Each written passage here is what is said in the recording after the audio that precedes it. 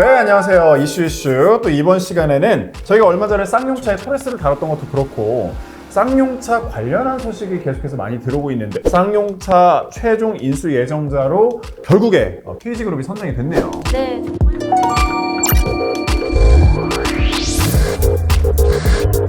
네, 정말 말도 많고 탈도 많은 쌍용차였는데요. 이번에는 진짜 KG그룹이 인수할지도 참 궁금합니다. 쌍용차가 상당히 낯선 형태로 이제 이번에 인수전을 네. 펼쳤어요. 스토킹 호스 방식이라고 아마 전 국민이 처음 들어봤을 겁니다.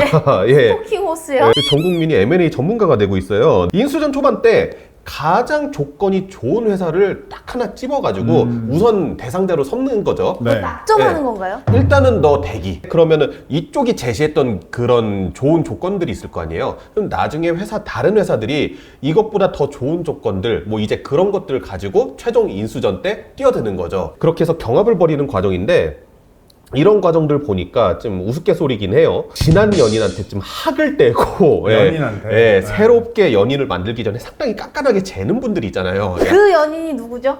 에디슨 EV 아니에요? 네, 에디슨 EV 죠. 말하는 것 네. 같은데 사실 뭐 인수 과정도 순탄치 않았고 결말도 그렇게 깔끔하지 않았고 헤어진 연인한테 비유하는 것도 좀 적절하다는 생각이 들어요. 쌍용이 구애했던 곳이 두 군데였잖아요. 네. 한 곳은 이번에 최종 인수 예정자로 낙점된 KG그룹이었고요.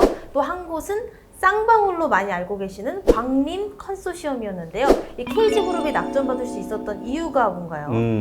일단은 인수전에요, 상당히 많은 이제 그룹들이 개입을 하게 돼요. 일단은 회생법인이 이제 이 인수 절차, 인수전 과정 자체를 진행을 하게 되고요.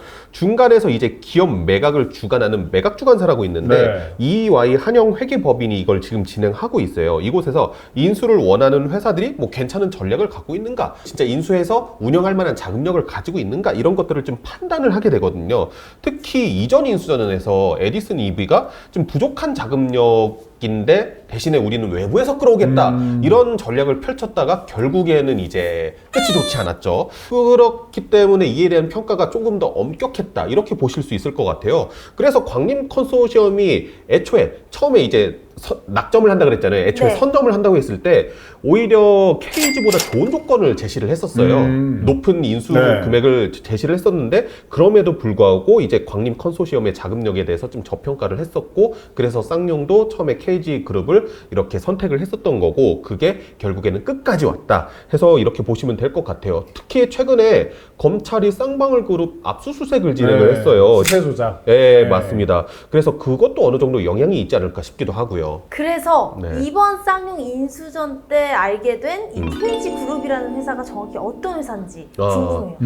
사실 저도 KG그룹에서 알고 있었던 데는 KG 이니시스 말고는 없었거든요. 네. 인터넷에서 오. 결제하다 보면은 뭐 네, 중간에 맞아요, 했잖아요. 네. 그랬는데 이게 무려 100대 기업 안에 드는 상당히 큰 회사더라고요. 1954년에 비료회사로 시작해서요, KG 케미칼이라는 화학 관련 쪽 회사 운영하고 있고, 현재 DB그룹이죠. 동부제철이라는 이제 제철소를 사와갖고 지금 현재 KG 스틸이라는 회사로 운영을 하고 있고요. 그다음에 KFC와 할리스커피, 여기도 KG그룹에서 운영하고 있습니다. 인수를 했고요. 취업이나 직업 관련된 전문 교육업도 하고 있고, 그다음에 인터넷 언론사인 이데일리, 그렇죠. 이데일리도 KG 소속이더라고요.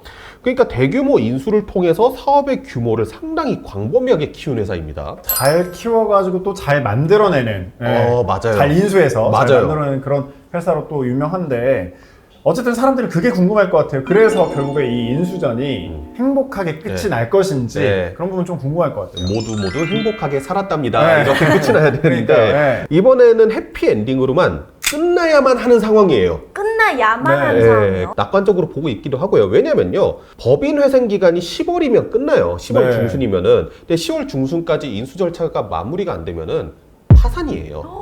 그거를 쌍용차와 채권단에서도 너무 잘 알고 있을 건데, 사실 이전에 에디슨 EV 때문에 한번 시간이 지체가 됐었단 말이에요. 근데 지금은 좀 사정이 다르죠. KG의 경우에는 일단 회사의 자금력도 있고 에디슨 EV와는 비교도 안 될 정도로 큰 회사잖아요. 인수 금액도 높고, 인수 금액이 운영자금 6천억 포함해서 9,500억 정도 되거든요. 그러니까 어느 정도 운영에 대한 확실한 의지도 있어 보이는 그런 상황이니까 좀 이번에는 해피엔딩으로 끝나지 않을까 조심스럽게 추측해 봅니다. 근데 채권단 얘기가 나와서 그렇지만 이제 남은 거는 이제 본계약을 체결하고 회생 계획안을 갖고 채권단을 설득하는 과정이 좀 남아 있네요. 네, 맞아요.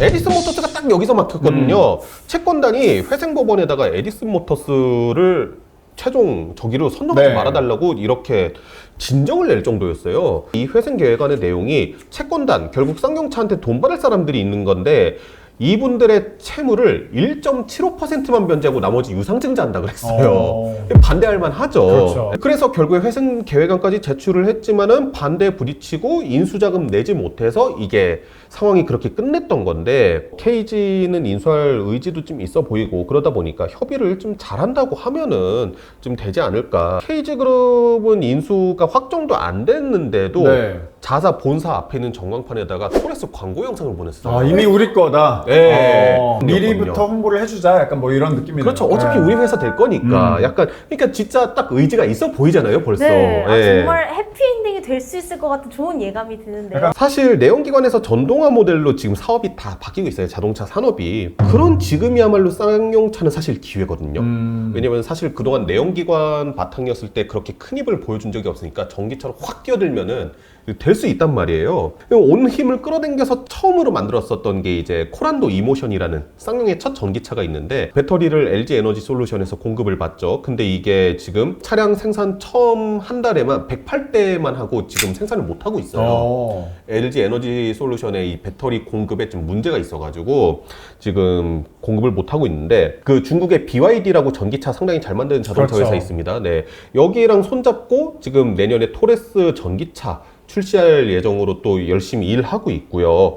그러니까 이 쌍용차가 KG 그룹에 딱 인수가 마무리가 되면은 전기차 분야에 딱 집중해가지고 앞으로 좀 발전할 수 있는 그런 과정 만들어줬으면 좋겠고요. 그 다음에 KG그룹의 인수가 되면요. 지난 이제 IMF 직전이죠. 대우자동차에 네. 인수됐을 때 이후로 무려 18년 만에 한국 토종기업으로 돌아오는 겁니다. 오, 네. 그러네요. 네, 상하이에 있었고 중국에 있었고 그다음에 인도에 기업이 그렇죠. 있었으니까 18년 만에 한국 토종기업. 그러면은 이제 현대 기아 다음에 국산차가 드디어 생기는 거예요. 생기네요. 이제 당당하게 한국차라고 이야기할 수 있는 브랜드가 하나 더 생긴 거니까 저는 이제 쌍용의 앞날을 좀 응원하도록 하겠습니다. 저는 또 한번 또 기대를 하는 게 쌍용 하면 사실 SUV의 명가잖아요. 아, 그렇죠. 네. SUV의 다양한 또 시장이 열리지 않을까 약간 그런 생각까지 한번 해봅니다. 쌍용차의 앞날을 기대야 슈슈슈슈.